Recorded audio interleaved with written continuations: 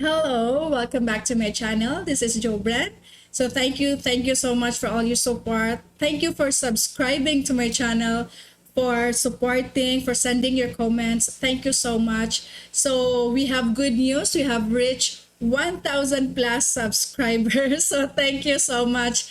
I never thought I would go this far without your support. So now in this video is as part of giving back to all my subscribers is I will be explaining to you our lesson 2 discussion in the subject of science, technology, and society. Take note, we are already done with our understanding the self playlist. I have also my industrial psychology playlist and ethics. So if you want to get to know more about this one, you can watch all of those videos. So just for you to refresh everything what I have said throughout our discussion. Okay, so in this videos, I'll be explaining to you the topic of human flourishing. Okay, so what is human flourishing? How do we flourish as humans? Have you questioned yourself? How did I become successful or successful? Take note, we have different definitions on how we consider ourselves successful. Okay, so let's try to go back in time. So let's talk about Aristotle. So how did Aristotle define human flourishing? Okay, flourish. Okay, so according to Aristotle, he described humans in the peak of being happy. And he described us, appeal na ko, he described me as good-spirited. Okay, as good-spirited in the idea of having good friendship, having wealth and power. So if you're going to think, Aristotle really defined human as being good, especially opponents that we can say that we are good spirited. So it really depends on the person who is trying to define the idea of being happy. But these are the idea of Aristotle. Okay, because in the ancient Greek society, they truly believe that if you acquire those qualities, so therefore, if you acquire the qualities of being good spirited, it is easy for you to partake into the goodness of humans. So that is the idea of ancient Greek society. So that's why Aristotle trying to define humans in the idea of being happy. Because take note, if you are happy, you are capable of doing good things. If you are happy, you are capable to build good relationship with others, to share your wealth to others, and also the power. So that is the idea of ancient Greek society. But take note, as times change, elements that trying to define human flourishing also change. Okay, because there are a lot of things that are happening around us, and sometimes the way we define human flourishing also change. It is because of the changes that we are currently embarking, right? Okay, so as of today, we people found means to live more comfortably, to explore more places, develop more products, and making more money. Okay, and then trying to repeat the process in full circle. So trying to live comfortably, making a lot of money. So that is the idea of Aristotle, that he tries to see that because of the changes that we are currently experiencing as humans, the idea of human flourishing also changed. So for example, in the beginning, early people early people relied on just simple machines, simple life, simple technologies. But as time passes by, because of the changes, because of the dynamic of our social history, what happened? Humans as we are we are investing on more sophisticated and more advanced technologies. That's what we have now. So that's the idea of Aristotle, that because of the dynamic social history, the way we define human flourishing has changed. People change, our environment is also changing, and the way you see things now is also changing. And that is the dynamic social history that we have now. Okay, so our concept, so take note, our concept of human flourishing today differs to what Aristotle trying to explain it to us. Because humans of today, we are known to be a man of the world. So what does it mean? What is a man of the world? A man of the world in such a way that we are trying to fit in. We are trying to situate ourselves in the global neighborhood. We are trying to fit in. We are trying to blend in. So that's the idea of Aristotle about the man of the world. And according to Aristotle, competition as a means of survival has become out of date.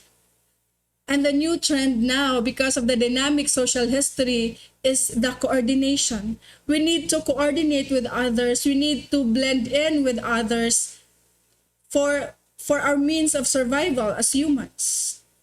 So that's why the idea of human flourishing of Aristotle has been changed because of our dynamic social history. So the way you define being successful is different from the way I define successful or being successful.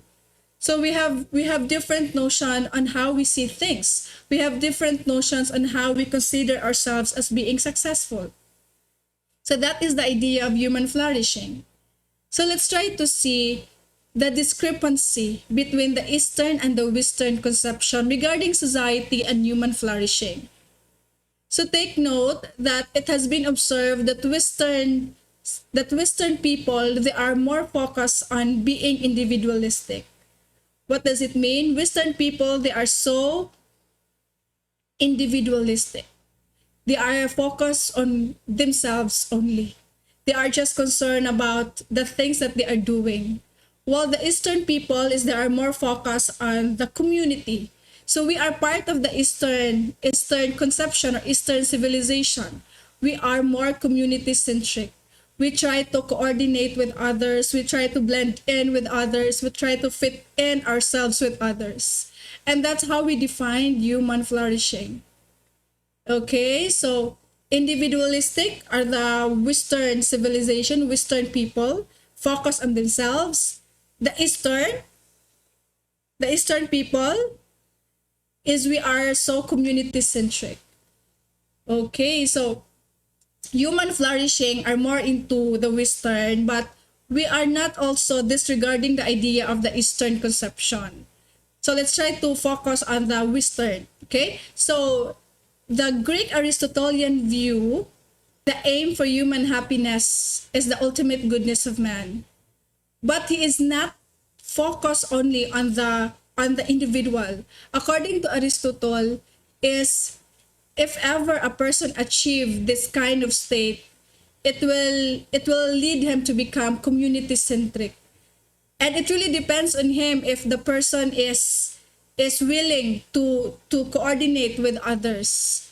Although he is from the Western point of view, but it really depends on the person if he really wants to coordinate with others. Because according to Aristotle, human flourishing is not only focused with himself. The human flourishing also focus on the idea of being with the community. So for example, if I am from the Western side, I need to do things to make me successful. But as part of being successful is I will also do things for the community. And that's how I defined human flourishing. But it entails a lot of deliberation. I need to match my values to the things that I want to do with my life. So that to feel the essence of human flourishing. Okay? So that is the idea of Aristotle. So because of the current stance of globalization, what happened? Flourishing borders, because of a lot of changes, because we are so open, we can do a lot of things. What happened now? Access to culture. So we can blend in. Because of the idea of human flourishing, we are so open. We are free to do things. And as a result, sometimes we tend to forget the idea of our own original philosophies in life. And because of the idea of trying to coordinate with others, we try to forget the things that are important to us. So that is the effect of our globalization. The idea of connecting with others, sometimes we tend to lose ourselves. Okay, but this is not true to all, so don't worry. Because I think globalization is also good. It changes our perception to something good. We can do things, but we should always maintain our own selves as long as we are doing the right thing. So I think that is the main idea of Aristotle in the idea of human flourishing. Okay? So because of this idea, it is in this regard that we would tackle the idea of human flourishing in a global perspective as a man of the world. Okay, so we will try to embrace the idea of human flourishing in a global perspective and as a man of the world. Okay, so this one, let's try to see the idea of science, technology, and human flourishing. Okay, so let's try to see the idea of science, technology, and human flourishing. So every discovery, innovation, and success contributes to our pool of human knowledge. So everything you see now contributes to our human knowledge. That's why a lot of scientists, a lot of people are trying to discover a lot of things now. Okay, so once we try to fit in, we try to create our own thing because of the influence of science and technology, right? We try to discover a lot of things. We try to create our new products. We try to create new trend, new cell phones or anything just to mark our own trace, all right? In this journey as humans. Okay, so it is in this regard that human flourishing is also intertwined with the idea of goal setting or having something to achieve. For example, in the idea of human flourishing, I want to help others, I want to counsel others. So what is my purpose? My purpose is to feel the idea of or to feel the idea of self-importance. I want to have a role in this society. I will not focus on me alone. I will also deal with others. So I need to extend help with others. So that is my role. And I think it's very important to know what is your goal in this life to feel the idea of human flourishing. Right? And if you're going to see a lot of people, a lot of young scientists are trying to discover more because of this pandemic. Because Heidegger's statement that technology is a human activity that we excel as a result of achieving science. So because of the technology that we are having now, it is part of our human activity. We are trying to discover a lot of things, a lot more. So we will not stay to what we are now. We are trying to discover a lot of things, and that is the result of achieving science. Because of achieving science. So take note that we are trying to develop things because we want to live a more comfortable life or a more productive life. So I think that is the role of science, technology in the idea of human flourishing. So take note that human flourishing, science, and technology, they are related. And because to dig in the idea of science, technology, and human flourishing. Okay, so let's try to explain this idea. Science as method and results. So let's try to talk about this one, the verification theory. Do you think science is true? So let's try to see if science is true or not. So let's try to use the verification theory. Okay, so let's try to use the verification theory. So one of the criteria wherein we can tell that something is true or not is to use the idea of verification theory. A group of scholars believe that only those, so during the Vienna Circle, a group of scholars believe that only those which can be observed shall be regarded as meaningful, but those which cannot be observed can be regarded as meaningless. Okay, so duha ra ka buok. So the verification theory tries to explain to us if if a thing can be observed, it is meaningful. If it cannot be observed, it is meaningless. So we need to reject it. We only accept things that can be observed. So that is the idea of verification theory. That's why science is true in the idea, because it tries to see things that can be observed. That's according to the verification theory. If things are not observable, therefore it should be rejected or cannot be accepted. Okay, so this one, the falsification theory. So how can you tell that science is true? They are also using the idea of falsification theory. So what is falsification theory? Okay, so according to falsification theory, it also assert that as long as an ideology is not proven to be false and can best explain a phenomenon over alternative theories, we shall accept the said ideology. Okay, let's try to make it simple. The falsification theory, as long as the idea is not yet proven to be false, and it can be it can be best explained by some alternative hypothesis or theory, therefore we should accept the idea or the said ideology.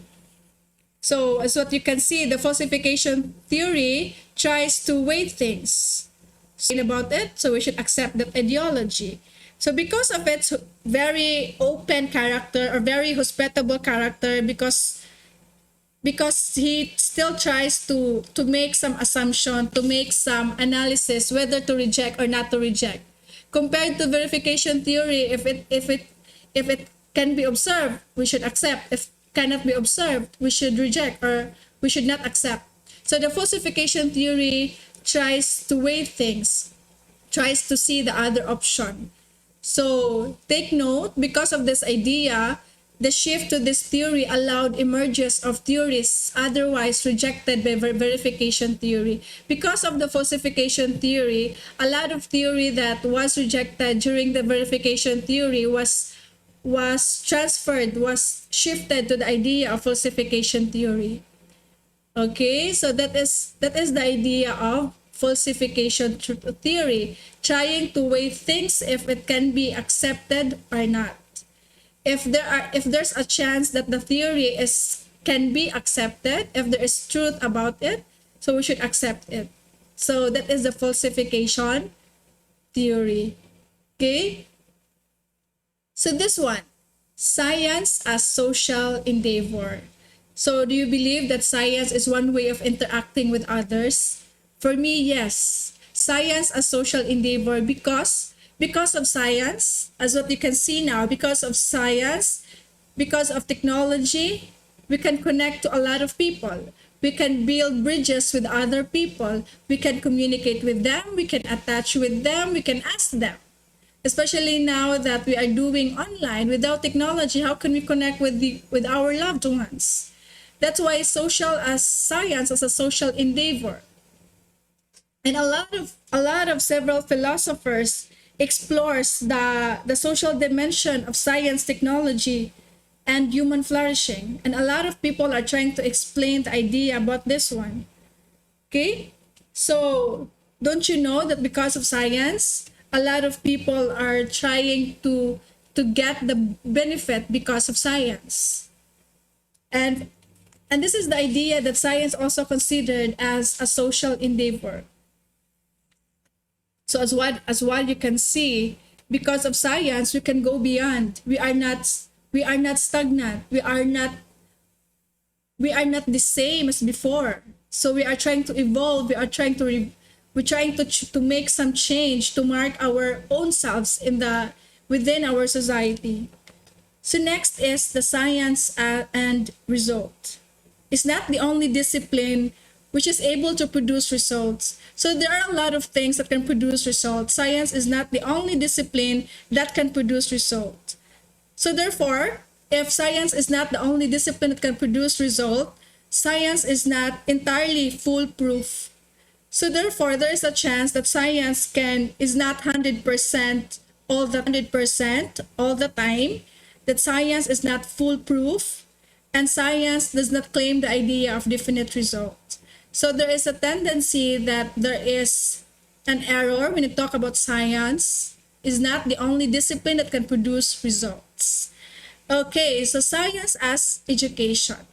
So what does it mean? So if you're a student, if you are trying to explore science, if you really wanted to pursue the idea of human flourishing, I think it would be better if you will embrace the idea of human flourishing in a very holistic way. Okay, so a lot of things should be considered, a lot of things should be done before we can come up with the idea of science, technology, and human flourishing.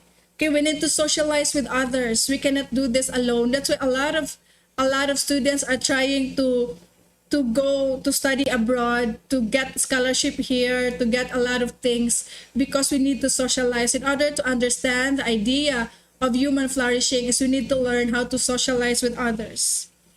Okay, so take note that that as humans we are capable to possess intellectual virtues, and as humans we need to blend in with others, we need to coordinate with others to know the real idea of human flourishing. It is not all about me. When you talk about human flourishing, you will also be talking about a lot of things, a lot of components, and a lot of factors. Okay, so a true happiness recognizes that flourishing requires me to excel in various dimensions.